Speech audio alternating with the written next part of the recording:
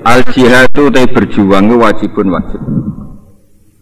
Alaikum ing atase sira kabeh wajibe ma'a kulli amirin sertane saben-saben pemimpin. Terus berjuang nderekno tegake agamane Allah niku wajib ma'a kulli amirin. Maring utawa sertane saben-saben pemimpin. Baron iku anane apik sapa amir kana ana sapa amir au fajiron tolajut. Terus memikirkan agama utawi jihad. Jihad itu berjuang. Jihad dimaknani perang itu joko ana wong ekstremis. Lalu manane jihad itu ora ana hubungane mek perang. Jihad mana to? Berjuang. Berjuang. Mergo jahadaya jihadu jihadan iku kangelan to. Angger kangelan itu disebut napa? Jihad. Kowe melarat kangelan itu jihad. Mulane wong mati fakir mati napa? Jihad. Jihad. Mulane mati syahid. Mati napa? Wong seneng wong wedok ra kesampeyan mati iku ya mati napa? Syahid. Lha ngene niku. Dadi syahid cintane wonten. Dadi seneng cah wedok demenan rawani ngempet ora iso iku nak mati syahid. Ini tapi syaratnya mati lho ben syahid. Niku tenan terus masyhur.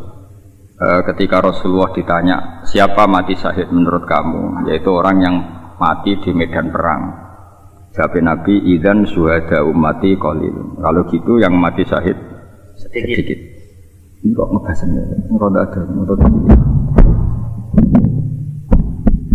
ya kalau gitu dicilikno teraga ada pun pas nih.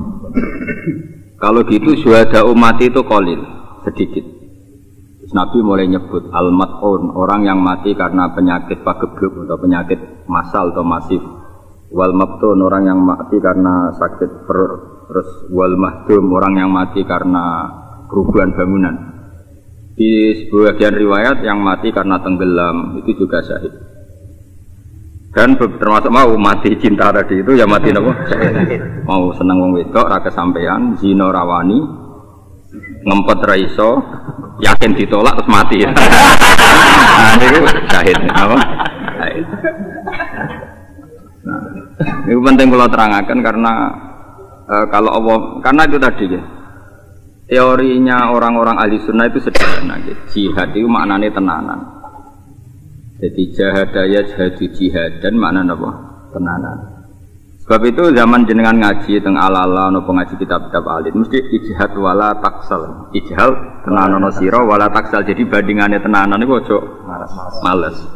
Orang kok ijhad perang sira mboten. Perang itu kondisi tertentu yang kebetulan itu ya kangelan terus disebut jihad. Sebetulnya babnya itu qital. Makanya di fikih itu enggak ada bab jihad, ada bab qital. Kalau jihad ya ngaji ya jihad, mempertahankan kemiskinan ya. Lah wong bae melarat, bapake melarat kok. Utuh nganti ya putune melarat. Oh iku jihad. Enggak mudah tetap Islam dalam keadaan fakir. Wah itu jihad no? Keren. Jihad keren.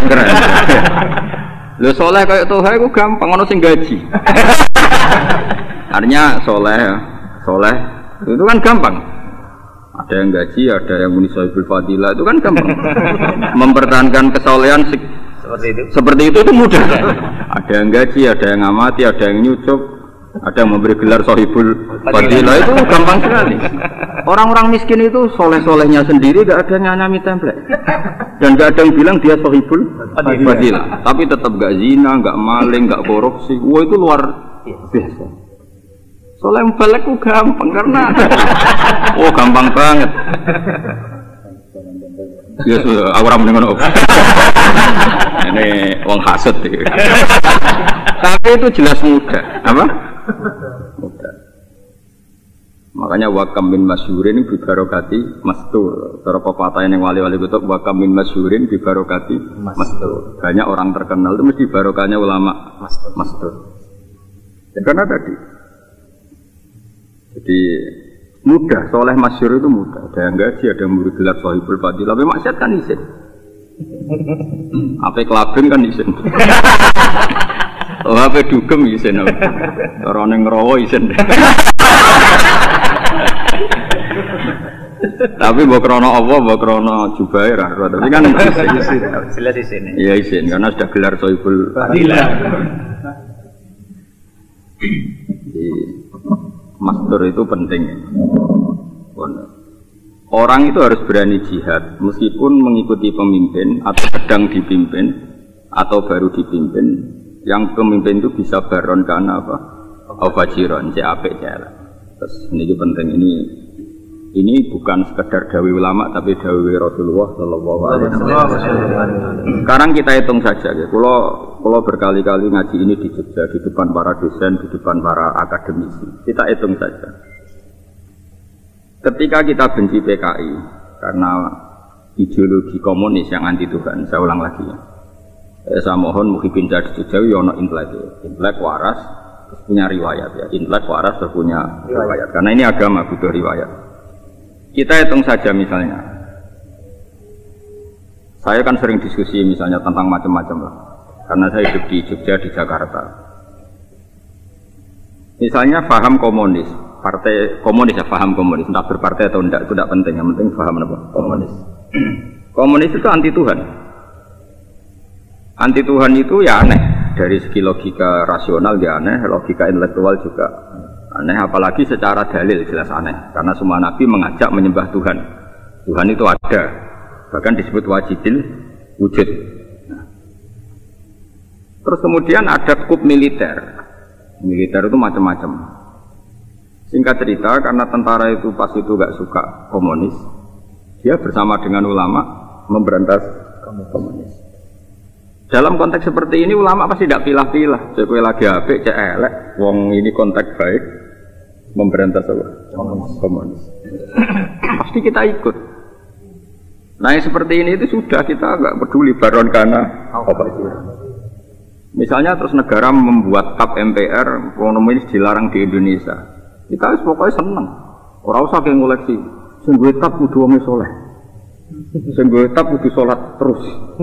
Serah penting menurut pokoknya anggar barang apa sebaron karena fajiron, karena kita punya kepentingan sementing ada TAP anti komunis.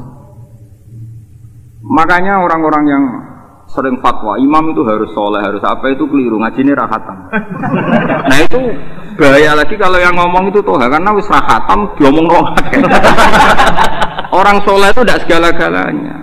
Dalam banyak hal kita tidak butuh soleh. Butuh itu kebenaran tema atau kebenaran fokus.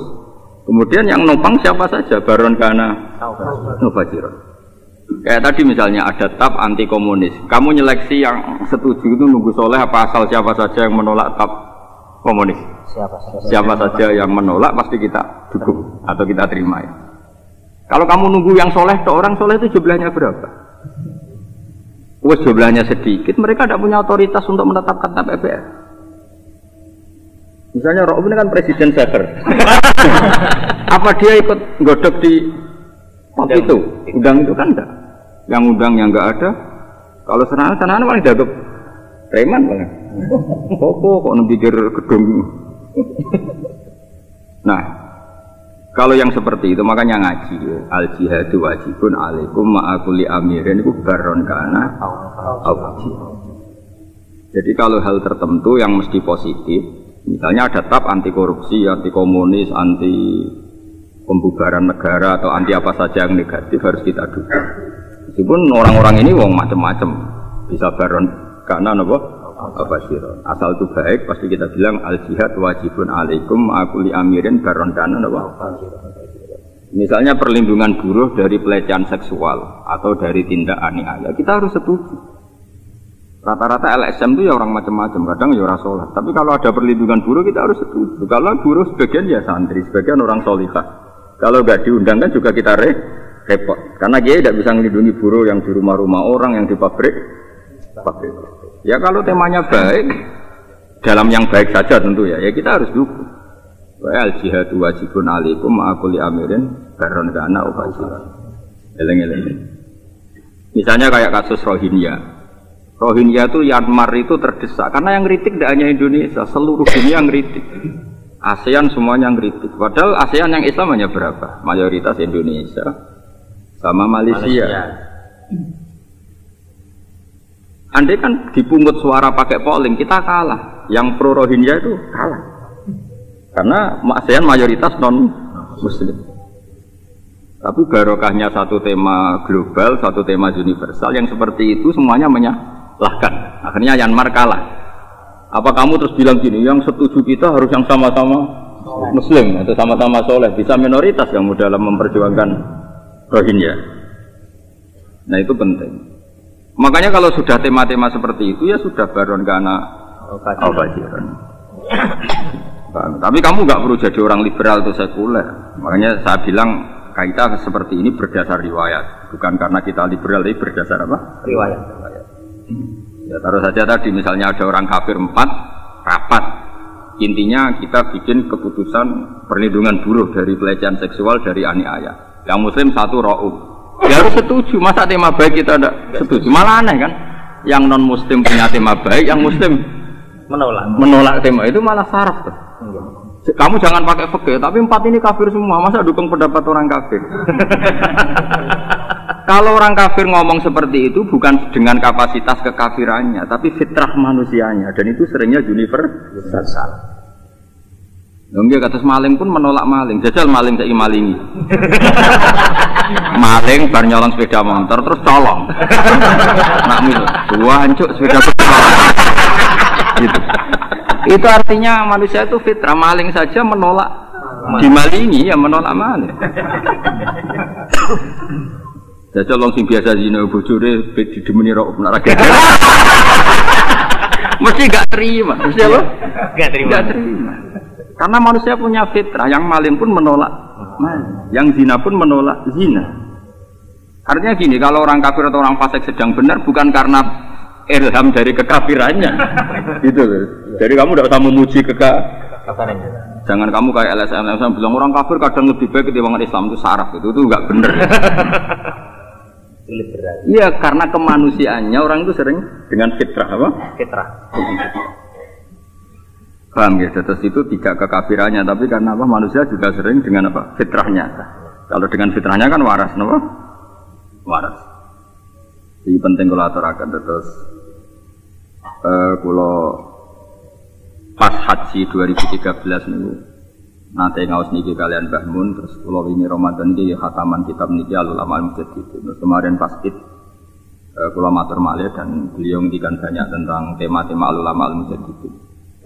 Karena ulama itu memang harus ngarang. Ulama sekarang itu harus ngarang. Saya itu punya kitab fikih itu per 100 tahun. Itu saja agak berani jadi mubalek Zabul Fadilah. Cuma ilmu saya dibajak mubalek se-Indonesia. Yang bajak saya itu se-Indonesia. Tuhan tak duit cilik sing bajak. Yang mubalek nasional saja banyak. Jadi makanya saya ikhlas itu receh tuh, maling kisaran 800.000, malah nak warak 200 loh. Wong kaya Tuhan untuk sangu akeh nak nang tobat anyaran wong kota, iku kaul. Tapi ngono iku kan jarang. Sing akeh ngerti nak tonggo 5 kilo yes. 200. Tapi kan untuk gelar Sohibul Fadilah. Wabil khusus, nggak usah acara mesti. Usah husnul khotimah sing roh sopo. Ini kalau terangkan gimana? Ilmu itu harus hidup. Karena kalau tidak ada ulama terbaru, kamu kira kadang-kadang pondok-pondok salaf itu bilang ulama saiki itu karangannya atau ulama dulu. Itu keliru. Kelirunya begini. Satu ulama dulu itu sudah meninggal, penerusnya itu kita.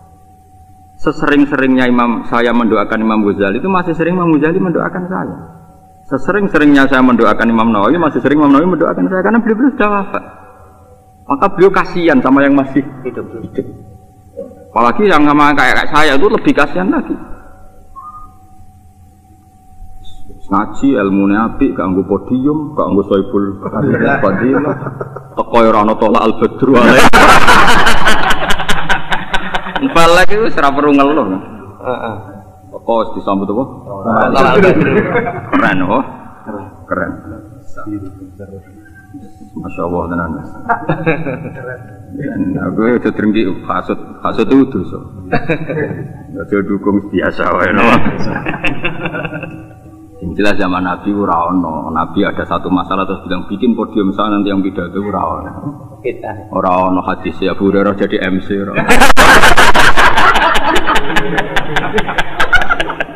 Ono misalnya ini riwayat mau itu hasanah dening Rasulullah sallallahu alaihi wasallam. Lane nak pidato wae, tapi ora usah muni ku sunah Rasul. Kok golek tareh nganti mati ra ngarawan. Dhisik Nabi wis pokoke salat, kadang kersa ngendikan ya ujug-ujug ngendikan. Ya segitu aja. Enggak usah MC, enggak usah. Tapi kowe gedeng wong kaya Toha yo khas. Wong zaman akhir wis mlakune agama lewat seperti itu. Mlakune agama mek mlakune mubaligh wis nasibe seperti itu. Jadi sing mlaku gak agamane tok, mubalighe jadi hidup. Mubaligh kan muni agama harus hidup. Ini yo mubaligh lah. Agamane hidup itu mubaligh. Tapi yang perlu dicatat, kita tidak usah kumo luhur itu nganggap sunah Rasul. Dulu itu nggak sesusah itu mau ngaji. Mau ngaji kok sound sistemnya 3 juta, podiumnya 2 juta. Dari 2 jam ilmunya mau 10 menit. 2 jam baca sana baca sini. Tapi kamu tidak boleh anti itu syiar. Saya pun senang. Tapi rasa wong alim mbok korban no. Ini penting saya utarakan supaya kita ini alaman haji Rasulullah. Jadi dulu Nabi itu tidak anti syiar. Ada sahabat yang suka pidato, suka ngendikan, Nabi ya senang. Suka kumul ya senang.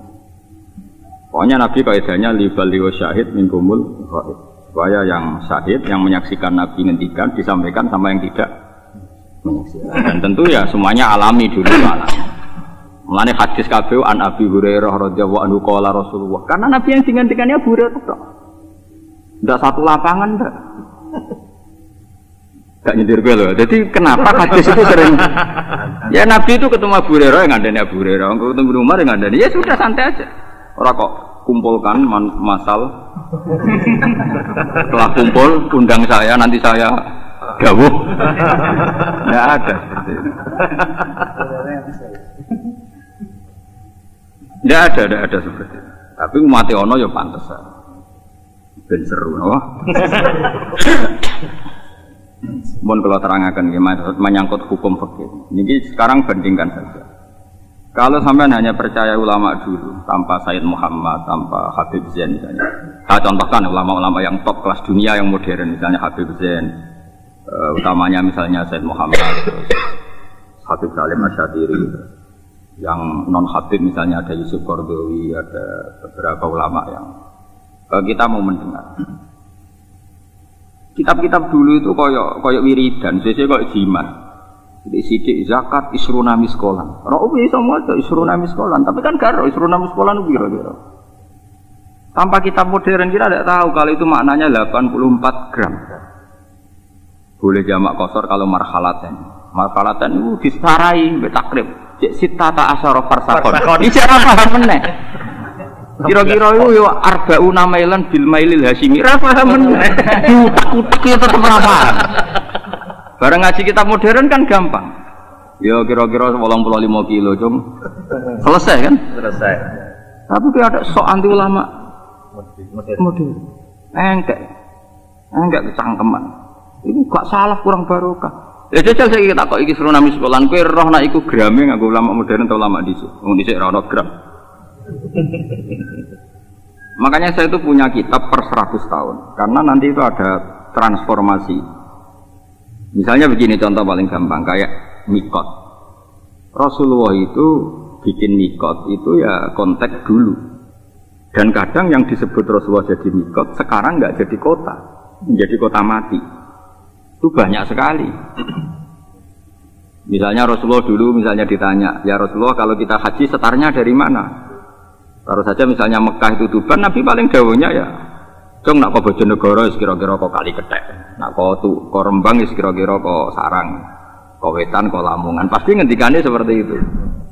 Karena haji itu kan sentral, maksud. Nah, dimana haji itu maksud, tempat tujuan disebut haji. Kemudian ada setar makani. Setar makani itu kalau setar dari mana? Bikinlah Nabi itu mikot. Makanya disebut mikot makani apa? Disebutlah misalnya orang Madinah harus mulai ikhram dari Dzul Hulaifah. Sekarang disebut apa? Bir Ali. Orang Yaman misalnya dari Alamlam. Misalnya orang kawasan Mekah dari Jirona atau Tanim. Ini kan setar. Nah kemudian tidak semua orang itu orang Madinah, tidak semua orang itu orang Yaman. Ada daerah yang adalah jalurnya tidak dari situ. Misalnya orang Cepu, adalah apa moro Tuban itu gak liwat Rembang, ya liwat Bojonegoro. Liwat Paringan pun, liwat Montong pun, muter. Ini kan masalah sama sekarang. Ya Lam-Lam itu mikot, tapi sekarang orang pesawat itu gak liwat ya Lam-Lam, lewatnya Bandara Mator Jeddah. Jadilah masail fikih yang sampai sekarang jadi berdebat. Apakah boleh mikot dari airport Jeddah? Takbirnya mana? Mana ada Nabi ngomentari Jeddah? Adanya di kitab itu ya Lam-Lam, tapi pesawat ya ora moro ya Lam-Lam. Cangkeman.